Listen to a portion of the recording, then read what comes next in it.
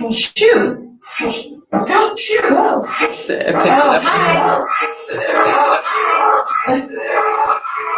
Oh, no. Is that from that? Yeah. Sorry.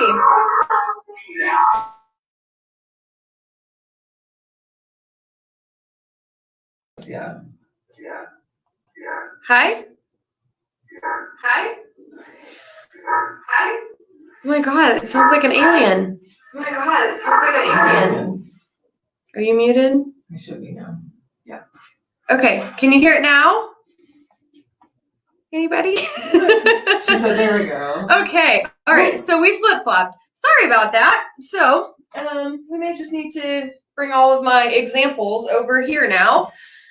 Whew, okay, well, what I was saying was, hi everyone, I'm Dr. Alicia Bloom with Marble City Family Chiropractic. Well, you have a pregnant lady as my background right now. So tonight we're going to go through our Nutrition 101. So Nutrition 101 is we want to just start focusing on using food as fuel. We don't just want to be filling ourselves with empty calories. And so that's what we're going to walk through tonight on what are just some simple swaps that you can either start shopping for at the grocery store, things that you can swap out at home in your pantry, and really over time, just start switching some of these processed foods for more nutrient dense foods. One of the things that I notice a lot with patients is that we see that we're eating a lot of food, but they tend to be empty calories. And those empty calories over time will ultimately lead to nutrient deficient, vitamin deficient, mineral deficient. And so we want to start learning what are some things that we can do to make sure that whenever we are consuming food, we are nourishing our bodies to aid our immune system, help our digestive system, make sure that we are functioning and healing at 100%. And so that's what we're going to go through tonight. Tonight's pretty basic, where we're going to hit really hard on sugars. So we know that sugar is pretty much in everything, but what I want to do is I want to help you become a label reading ninja so that you actually understand all the different names for sugar, so that when you are looking at some of your labels, you understand how much sugar actually is in the product that you're buying. We know that sugar is really addictive, so we're going to kind of break that down. We're also going to go through fats tonight, so healthy fats and good fats versus bad fats and trans fats, and what those do for your body. And then we're going to talk a little about the Clean 15 and the Dirty Dozen, as well as ways to source quality protein. All right. So the biggest thing, I know that everyone's been cooped up at home. Your schedules have changed. Maybe even your meal prepping has changed. For some people, they've found it, during quarantine or during all of this, that it was even more difficult for them to cook at home. And then others actually discovered that they have more time and they enjoy cooking and they've been cooking more. And so the biggest thing that I want to kind of touch on is, don't let today's traditional, like on the go, nonstop, go all the time convenience rob you of tomorrow's health. And so, don't get so caught up in not taking care of your body that over time we end up starting to create health conditions, chronic disease, or any sort of metabolic issues. And so, we usually do, you can go to the next slide. We usually do something called Shop with the Doc. It's actually one of my favorite events where we meet you at Kroger and we get to go through the grocery store. So if any of you have any questions about Shop with the Doc, I have our handout. You can email us and we will email it to you so that you can have all of that. But some of the stuff, that's what we're going to talk about tonight as well, and give some examples. So like I said, biggest thing when we talk about sugars and carbs are going to be the first ones. Then we're talking about our toxins, our fats, as well as protein. Go ahead and go to the next one. Erin's now running our PowerPoint. So yeah, so first part is sugar. So one of the biggest things that we have learned about sugar is that sugar is in literally everything. There are hidden sugars all over the place. And so there's lots of different names for sugar. And that's on I think another slide coming up, but sugar in general. So your body, when it comes to processed sugar, so our body knows how to break down sugar from fruit. We utilize it as energy. Our body knows what to do with that. It's all of these processed sugars that our body doesn't know what to do with and ends up storing. And so long-term processed sugar consumption over time can lead to things like weight gain, heart disease, diabetes, cancer, depression, even low energy. So how many times have you ate something or drank something that had a ton of sugar in it and then, 30, 45 minutes later, what do? You have a sugar crash. And so that ends up being that low energy. It's also been linked to fatty liver, like non-alcoholic fatty liver. And it can also cause cellular aging problems because sugar is a known, causes inflammation in the body. So it actually stimulates an inflammatory response, and it also decreases your immune system. There's been studies that show that when you consume a certain amount of processed sugar, your immune system is actually decreased for up to 4 hours after consuming that processed sugar. And so that's one of those things that, especially today, when we are so focused on, boosting our immune systems, making sure that we're taking care of ourselves, you don't want to be eating all of these added processed sugars and putting a target on your back to be getting sick. And so this is that stuff. So I really want to arm you, and so that you understand what are some things that you can do to minimize the amount of processed sugars that you're consuming every day. Super slow. Yeah. Sources of There we go. All right. So in the standard American diet, so we call it the SAD diet, right? Because it's kind of sad. The average person daily, most of their calories actually end up coming from alcohol, pizza, junk food, sweetened drinks. That's a big one. Soda, fried foods, grains, right? So the problem is, I ideally wish that we would take our entire food pyramid and flip it upside down, right? Grains should be the least amount of calories that we should be consuming every single day. And then our grain-based desserts and our traditional sweets. And so these are things that, we do not want to be. This should not be the standard American diet. We should be having fruits and vegetables and foods that are nourishing us, not just these empty calories. These are examples of empty calories.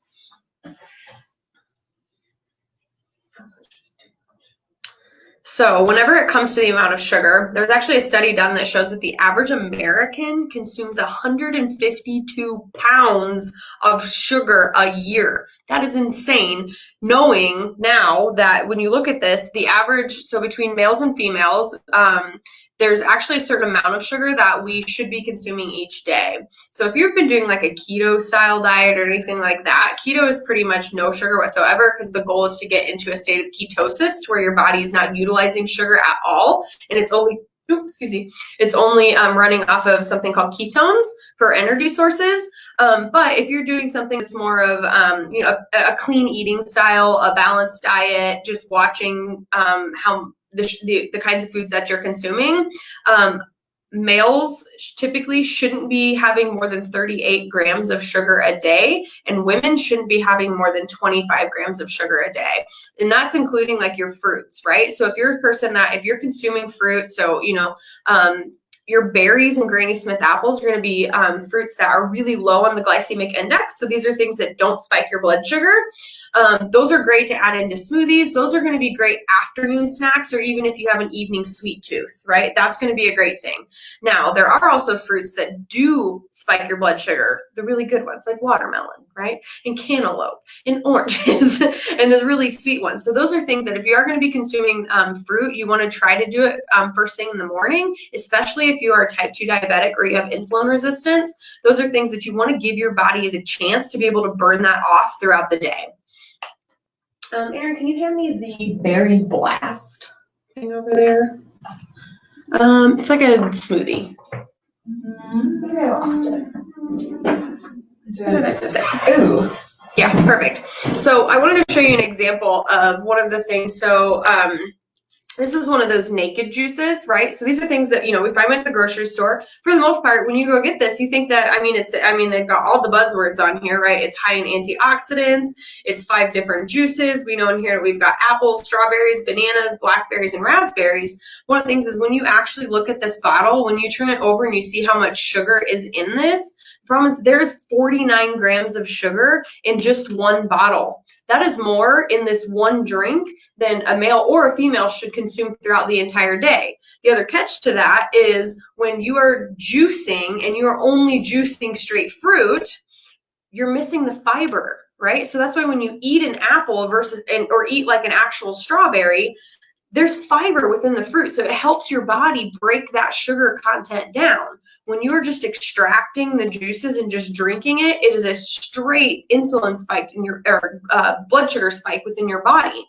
And so that's one of the things where if you are juicing at home or making smoothies, a good ratio when you're making a smoothie should be at least 60% vegetables, 40% fruit, ideally 70% vegetable, 30% fruit whenever you're juicing at home, just to keep that sugar content down. All right, Erin, next one. I know, it's going so slow.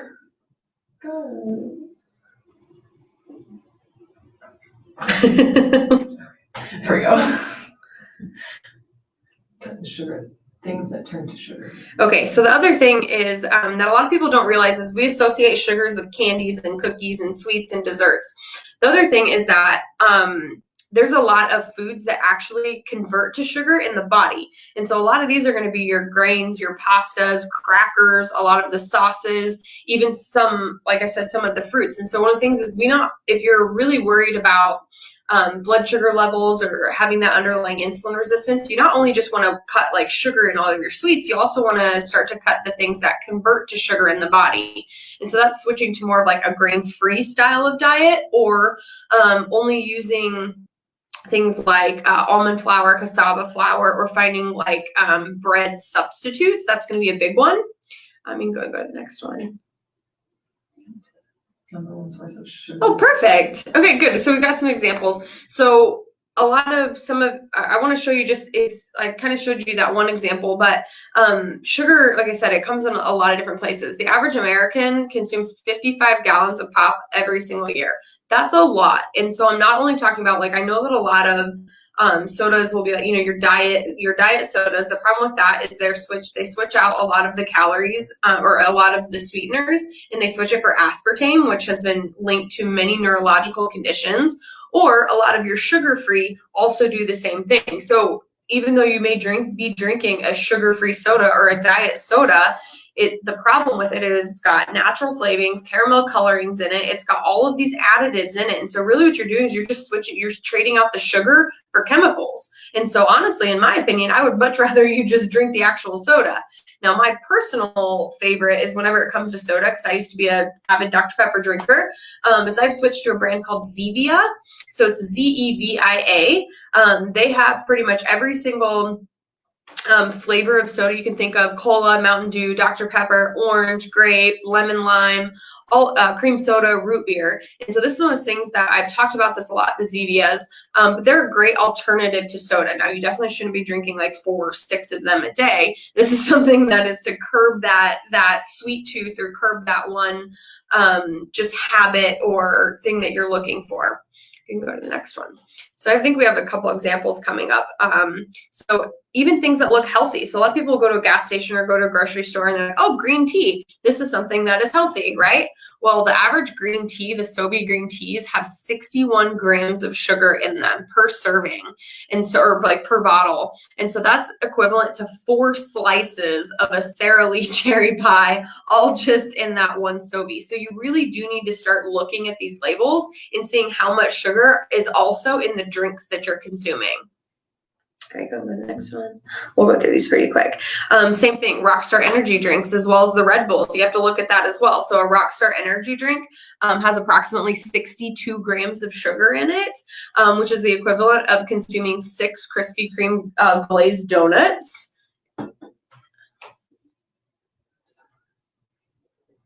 And one of my favorites, Starbucks, right? In the winter, everyone loves a Starbucks peppermint white chocolate mocha with whipped cream, right? That's delicious. At Starbucks, you can actually look up the sugar content in a lot of their drinks. That one drink itself, if you get a grande, is 95 grams of sugar. That's equivalent to, I think it's like 8 scoops of ice cream, which is crazy. And that's just in one drink. And how many times how many people do we know that consume one of those almost every single morning on their way to work, right? And so that's a lot of sugar that's being consumed.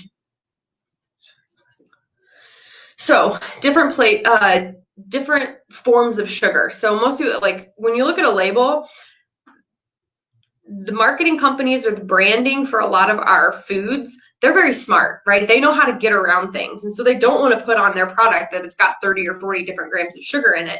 But if they use all of the different sources of sugar, they don't have to actually put the number on it. So all of these words right here that you're seeing on the screen, these are all different derivatives of sugar.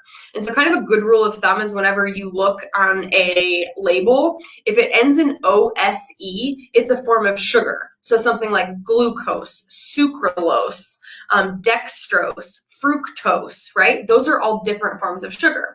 And so lactose, honey, xanthan gum is something that you see on a ton of labels these days. High fructose corn syrup, number one thing. So if the one thing that you, actually I'm going to tell you later, but one of the things, if you take away from tonight, if you're not ready to, completely swap out your pantry or go through everything, if you just start reading labels, and if it has high fructose corn syrup in the label and you put it away, that in itself, I've had a patient that literally he was just like, all right, I'm not ready to do one of your eating plans. I don't like to cook. I don't like to do all this other stuff. But he told me that for 1 month, he actually looked at all of the things that he was using, his sauces, his dips, his condiments, all of the stuff that he had. And if it had high fructose corn syrup in it, he threw it away or he didn't use it. He lost 11 pounds doing that one thing in 1 month, right? So high fructose corn syrup, we know that it is insanely addictive and it's very filling. And so those are things that we want to, if it has high fructose corn syrup in it or HFCS on the label, get rid of it, put it away. You see it in a ton of kids' snacks, right? So those are things we don't want to be giving that to our kids either.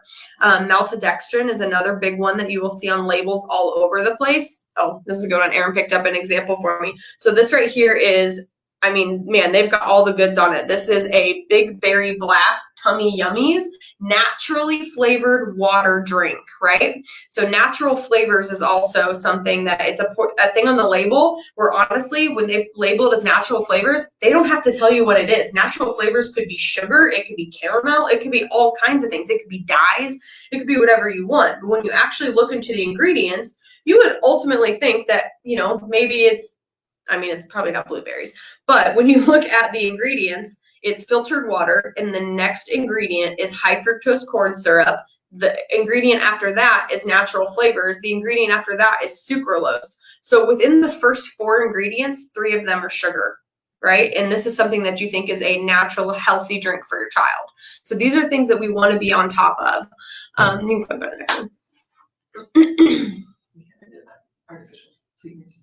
Oh, yeah, okay. So some of my favorite swaps. So looking at the art of, I kind of brought up aspartame a little bit, but a lot of people who are trying to diet will try to switch to sugar-free, right? So the biggest catch is whenever you're seeing labels that say sugar-free, a lot of times, like I said, is they're just swapping out the sugars for chemicals. So ideally, we are avoiding things like Splenda and the equals, like the little packets that are, on the tables, because those typically are sweetened with some sort of chemical, right? Or something that's supposed to simulate in your body that it's a sweet response, but our body doesn't know what to do with it. And so over time, that can really start to cause a lot of issues. So some of my favorite things that we swap with are honey. Honey is a great natural sweetener, right? So even local honey, even better. Dates. This is something that if you are baking, dates are a wonderful substitute when you're baking. There's also something called xylitol. So xylitol is another natural sweetener. Now you want to be careful with xylitol because it's something called a sugar alcohol. So if you're someone that is diabetic or really struggles breaking down sugar alcohols, make sure that you are not overindulging in xylitol. It's also incredibly toxic to dogs. So be careful with that. It will literally kill a dog. So if you have that in your house. But one of my favorites that we use is stevia. So stevia, it's an actual plant. That's what we love. So you can actually get a stevia plant. You can grow it. It's a wonderful sweetener, but the catch is that stevia is 100 times sweeter than sugar. So when you are baking or when you are cooking with it or you're utilizing it, it is not a 1-to-1 ratio. Like a cup of sugar is not a cup of stevia. So make sure that when you are cooking or baking and a recipe asks for sugar and you're looking for the alternate or the alternative for it, make sure that you Google or look up the actual conversion rate because I've definitely ruined some food doing way too much stevia in there, okay? I'm going to go to the next one. do you eat grains? Ah, yes. So, truth or myth, this is a big thing. So I do a lot of nutrition consults with patients, and my biggest thing is I just want to kind of know where they're at. Like, right, like how did they grow up? What have we been taught? A lot of us has been, traditional food pyramid that, we have to have bread with every single meal. We have to, grains are the only way to get our carbs in. And the biggest thing that I don't think a lot of people realize, you can go to the next one, is that carbs come in many forms. Grains and breads are not the only way to get carbs in, especially if you're counting macros or anything along those lines. Vegetables are carbs. And so that's a great way. So I'm a person that I don't really eat grains pretty much ever. Pretty much grain free. If anything, I eat things from the Siete brand because they use cassava flour in it. And that's just something just because it doesn't agree with me, right? Grains naturally cause an inflammatory response in the body. So if you're someone that notices that, when you're eating, if you're eating or after you get done eating a sandwich or a pasta or something like that, you get some serious bloating, that's going to be something that's telling you, hey, you may have an intolerance to some of this, and I would start looking into minimizing your sources of grains. Another thing is a lot of people don't realize when you're like carb counting, did you know that one bowl of spinach has the equivalent nutrient density and carbs as 14 bowls of oatmeal? And so when you actually start looking at the amount of carbs on, this chart right through here, I guess I'm pointing to it and you can't see that. So on this chart right here, so some of our highest values in carbs are going to be kale, collard greens, bok choy is amazing if you've never cooked with it, cabbage, red peppers. These are going to be great sources just have a high nutrient density in them. One of my other favorites is if you're going grain free, it doesn't mean that you can't ever eat pasta or you can't ever have bread again. The good news is because of like paleo and keto and everything nowadays, there are so many options out there. And so one of my favorite whenever it comes to pasta, and I have tried a lot of different pastas before, the lentil ones, the black bean ones, all the different sources, and I've eaten a lot of mushy pasta because of that, because sometimes they don't always cook down as well. But one of my favorites is something called the Banza brand. So it's Banza. You can get it at Kroger. You can get it at Target. Can you get it at Walmart? Oh, they're at Walmart too. And they're every different kind of noodle that you could possibly get, but they're made out of chickpeas. And so one of the biggest things is when you're eating a lot of these whole grains or wheat grains and that kind of stuff, the problem is the same thing. They're empty calories, right? And so what I'm looking for is whenever you eat the Banza with the chickpeas, it actually has almost, 25 grams of protein and 13 grams of fiber per serving in those. So now when you're consuming food or you're consuming pasta, you're not just having empty calories, you're getting a ton of fiber and a ton of protein within your food.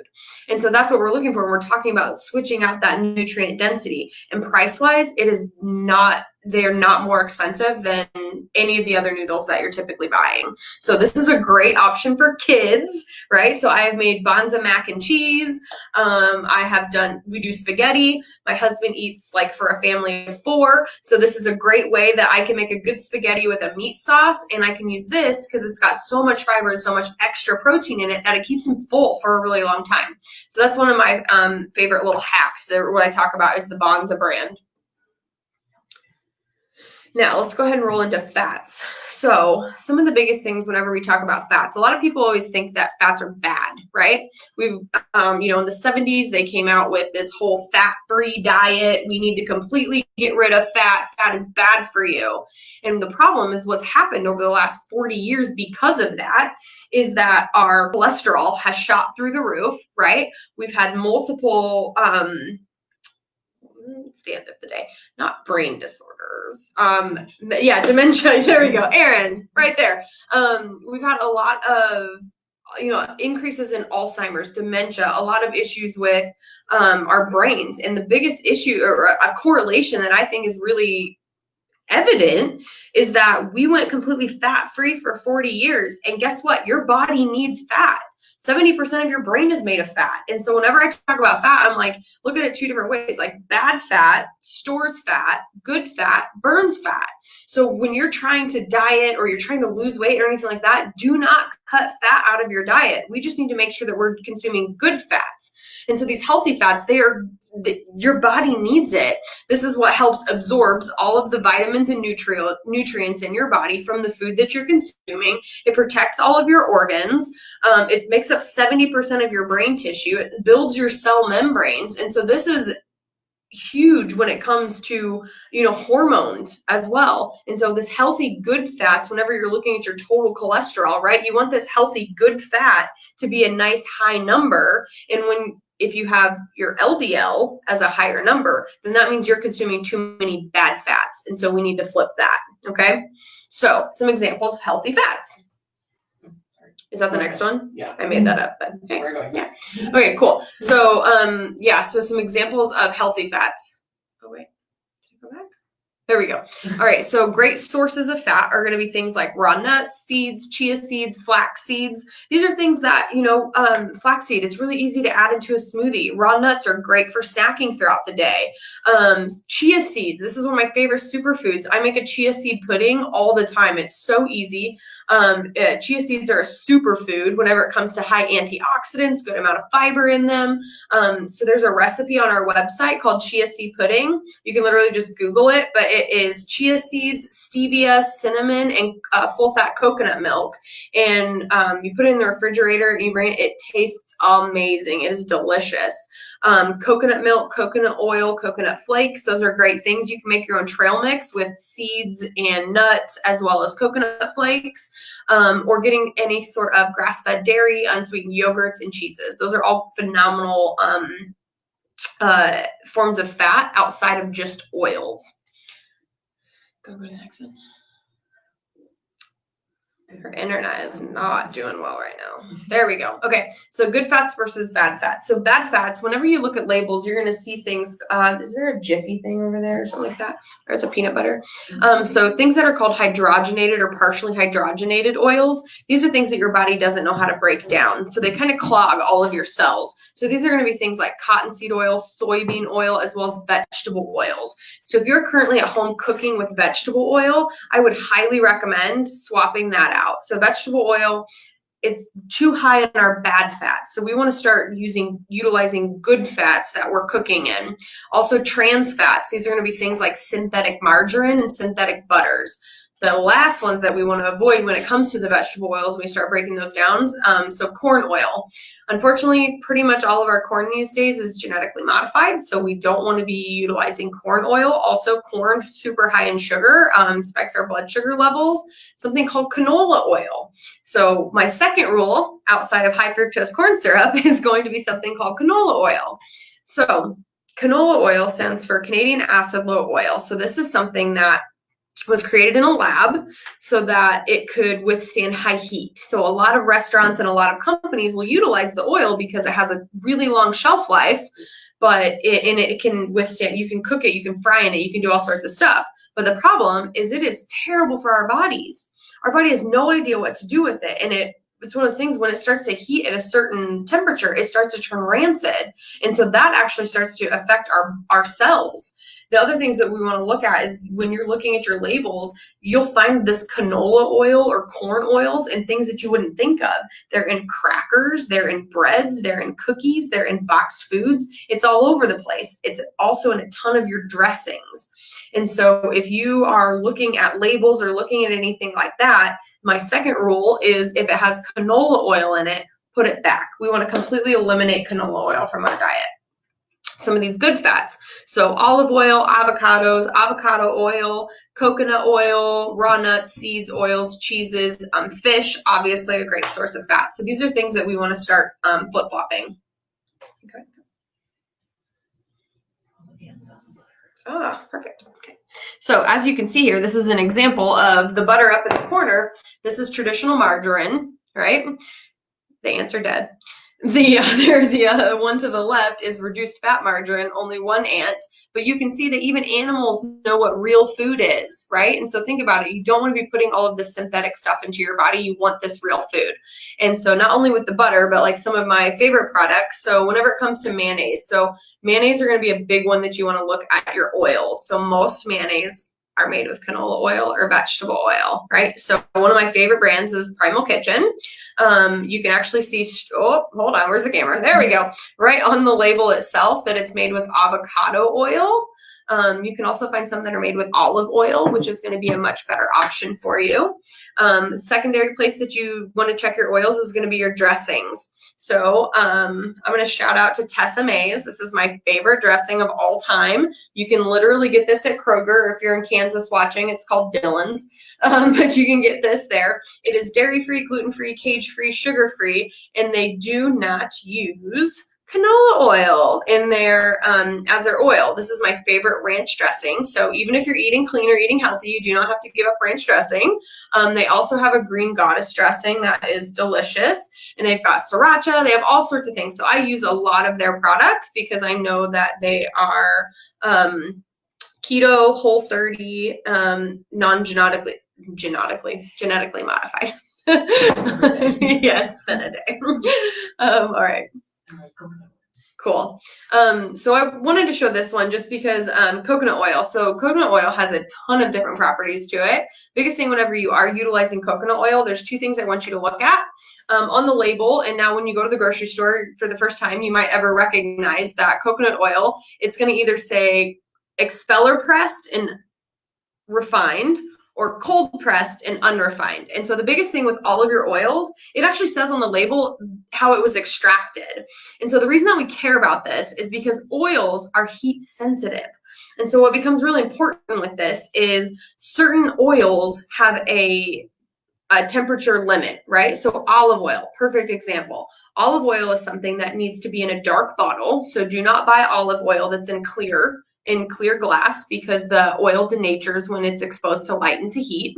And so you want olive oil that comes in a dark glass. The other thing is olive oil has a really low heat sensitivity. So olive oil should not be cooked at anything over 250 degrees. It's a sauteing oil or something for vegetables and cold foods. So you don't want to throw olive oil in the pan and get it smoking and get it going. As soon as olive oil starts smoking, that means that the oil itself is denaturing and it's becoming rancid. And so you do not want to be cooking your really healthy food in that oil, okay?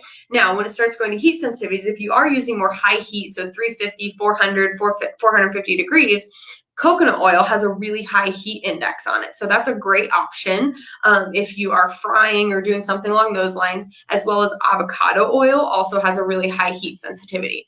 So those are going to be things that you want to look into whenever you're starting to cook. Make sure that you're cooking at the right temperatures with the right oil so that you're not either ruining your food or ruining your oil or your good healthy fat. Weight loss and fat intake. Yeah. So biggest things, like I said, good fat burns fat, bad fat stores fat. And so unfortunately, a lot of our fried processed foods that we get from fast food restaurants or anything like that, those are typically fried very quickly in one of those bad hydrogenated oils or a trans fat. And the problem is the half-life of a trans fat is 51 days. That's how long it takes your body to break down that bad fat and get rid of it. Or 524 burpees, right? So your choice, whenever it comes to how much do you want that medium French fry from McDonald's, all right? 524 burpees or wait 51 days. So beyond the trans fats, so these are, like I said, I just wanted you to be able to see those bad fats that we're trying to avoid. So it's going to be your soybean oil. So soy naturally, or soy affects our estrogen levels within our body. So we want to be weary or be aware of how much soy we're intaking. Corn oil, safflower oil, it's different than sunflower oil, safflower oil, cottonseed oil, canola oil, margarine, and then make sure that you're always checking your labels on your breads, crackers, cookies, and salad dressings. Those are going to be the big ones that this is going to play a role in. And then last but not least, I want to talk about protein. All right. So biggest thing when it comes to protein, it's all about quality. Okay. So if it is one of those things where you are, trying to be super budget friendly, but trying to eat healthy, it can be expensive. So we want to make sure that I always tell people, if it comes between choosing organic fruits and vegetables or the quality of your meat, put your money in your meats 100% of the time. The biggest thing with a lot of our conventional meats these days is especially in our beef and in our chicken, and we'll even fish these now, they are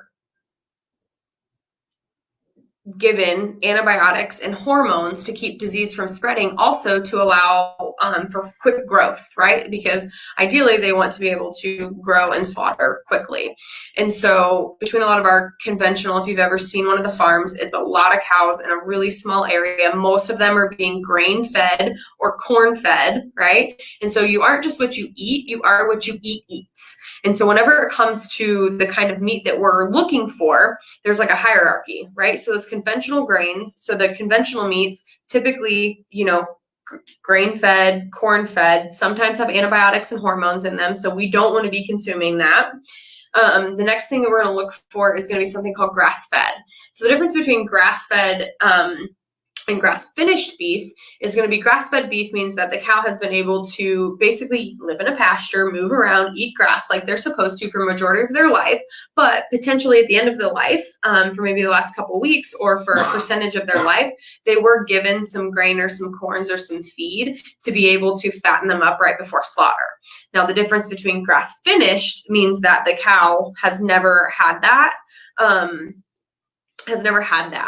And so there are some awesome farmers. This is a great time right now to be plugging into your community. We have some amazing farmers around Knoxville that do grass-fed, grass-finished beef. And so some of our favorites are Four Corners Ranch, as well as Nolan Shamrock Farms. My husband and I, we actually share a beef. We shared it with another family here in Knoxville, and we got a quarter. We got an eighth. They got an eighth. And this is a great way to keep costs down, but get really high quality protein. The next thing is same thing when it comes to your chicken and your eggs. So there's a hierarchy. So a lot of your conventional chickens, unfortunately, there's not a lot of regulations on these farms. And so they are a ton of chickens packed in really tightly, rarely ever get to run around and move, so that it affects their muscle development. They're fed grains, they're fed corn, they're given antibiotics and growth hormones so that they can grow super fast so that they can slaughter them. And so we need to be really aware of that. And so when it comes to the hierarchy, ideally we're staying away from a lot of our conventional eggs as well as chicken. What we're looking for is ideally free range is going to be whenever it comes to chicken, you're looking for free range or pasture raised. Same things goes with your eggs, is hierarchy, free range, or there's cage free, then free range, and then pasture raised. Sorry, pasture raised. I saw someone ask a good place to buy chicken. Okay, a good place to buy chicken. Well, I loved Earth Fare for a very long time while they were here. One of my here in Knoxville, Three Rivers Market has really good, they partner with a lot of local farms and they get really great chicken there. Any other good places that might have some local? Dillon Family Farms. One of our patients actually just started a chicken farm, and they are pasture raised chickens. So Dillon Family Farms, we actually get whole chickens from her, which is awesome. And one of the other companies that Dr. Jason and I use, so we get a monthly meat delivery from a company called ButcherBox. So ButcherBox is a delivery that you can set up however you like, but we do the chicken and the beef plan. And we get different cuts of steaks and different things, but we also get chicken, and all of their chicken is pasture raised. So that, Rebecca, that is who I use for all of our meat sourcing, is either ButcherBox or one of our local farms whenever I'm looking for protein. And then fish, same thing. So fish is super important. Unfortunately, I guess when it comes to fish, you're going to notice one of two things on the labels. It's going to say farm raised, or it's going to say wild caught. And so, yeah, I'm looking straight at it. Wild caught. So farm raised or wild caught. So the difference is similar to our chickens and to our beef. When it's farm raised, typically it's some sort of built pond that is not in nature. And to keep the fish from spreading disease, because they'll put a ton of fish in a really small area, they will put antibiotics and hormones. Antibiotics, hormones within the water. And a lot of times to get the fish fatter, they will feed them grains and corn. I don't know how many fish typically roam the land foraging for grains and corn, but they do that to fatten them up, as well as then after when the fish is being caught, filleted, Filleted, is that what it's called? Filleted, caught, they add dye to make it look more like a natural fish or like a wild caught fish. So it's interesting when you're in the grocery store and if you're getting fish the next time, actually just pull 2 sets of fish and look at the one that says farm raised and look at the one that says wild caught and look at the difference in the coloring. Same thing goes at restaurants. Make sure if you're ordering fish at a restaurant, it's a wild caught. And then I think the last thing is a Clean 15 and Dirty Dozen, yes? Frankenfood. Oh, Frankenfood. Yeah. Frankenfood. We don't want to be trading chemicals for food. And so this is the biggest thing. This is why I think it's so important to learn to read labels. The FDA has unfortunately approved 3,000 different food additives, preservatives, and colorings that we have no idea what do to us. I actually have a document in the office that's called The Colors That Are Killing Us. And it is all of the different dyes that are in our food. So like red 40, blue 5, blue lake 1, all of these different dyes. Can I have the kids like a candy? Right. So a lot of the colorings that are in our like fruit snacks, things that are in like Skittles and Starbursts and a lot of those. If you look at the back of them, there's a ton of colorings that are within them. And the problem is now they are currently linking a lot of those colorings not only to behavioral issues in kids. So if your child is struggling with ADD, ADHD, focus issues, or any sort of things, start looking at their breakfast food. Look at the snacks that they're eating throughout the day. Are they consuming a breakfast that has like Fruity Pebbles or some of these other things that have like basically anything that has a ton of colors in it? Go look at the label on the box and see what kind of dyes might be in there. That could be affecting them. It's also been linked now to kidney diseases, liver diseases, and as well as multiple other like metabolic conditions in children and adults. And so these are things that we need to be aware of when we're consuming them. Let me go to the next one. Clean 15. Okay, cool. Clean 15, Dirty. All right, last thing that I like to talk about. So the Environmental Working Group, it's an awesome app. It's free. It ranks our food and toxicity levels. They also do it for personal care products, shampoos, conditioners, makeups, cleaning products, everything you can think of. So it's a free app. I would highly recommend downloading that. But they've created something called the Clean 15 and the Dirty Dozen. And so what the Clean 15 versus the Dirty Dozen is these are going to be the things that have the most pesticides or the highest rate of pesticides when these foods are tested. So same thing, we don't want to be consuming all of these chemicals. I mean, we know what happened with Roundup. We know what happened with a lot of these other chemicals when they're being sprayed on our foods. So when we're consuming that, our body is becoming incredibly toxic. Now, when it comes to the Clean 15 Dirty Dozen, this is how you can make it budget friendly.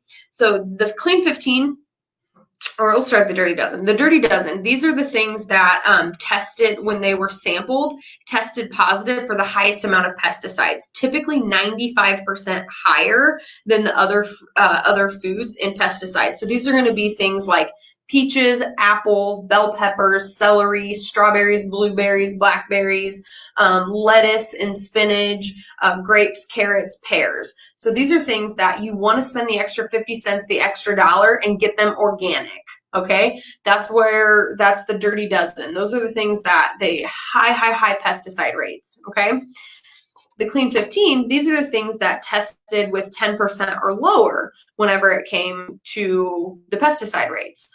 So these are going to be things like onions, avocados, pineapples, mango, asparagus, kiwi, cabbage, eggplant, watermelon, broccoli, tomatoes. So these are things that obviously you can buy everything organic or grow it yourself. That's ideal. But if you can't, this is going to be a way to be budget friendly to make sure that you're not exposing yourself to a lot of these chemicals by utilizing this rule. So you can literally Google the Clean 15 or the Dirty Dozen, or you can actually download that EWG app. It is awesome.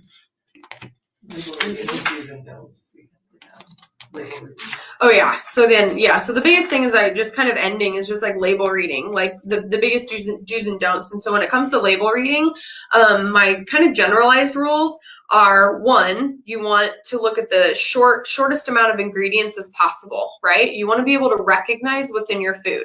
The second thing is if you can't pronounce it, you probably shouldn't eat it. Right?